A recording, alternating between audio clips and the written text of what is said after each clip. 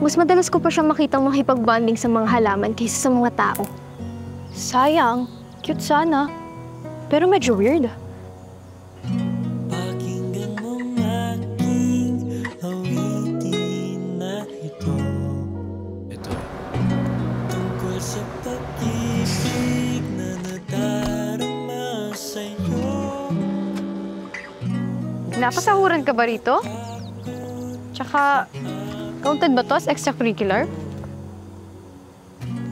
I'm really into plants, especially flowers.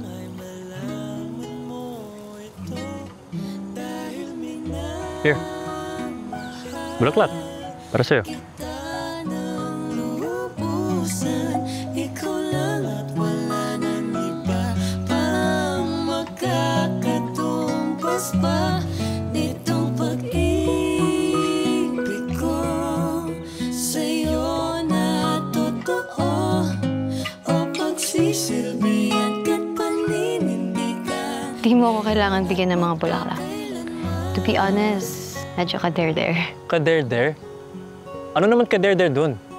Grabe, usapan natin chill lang tayo. So bakit? Because I love you.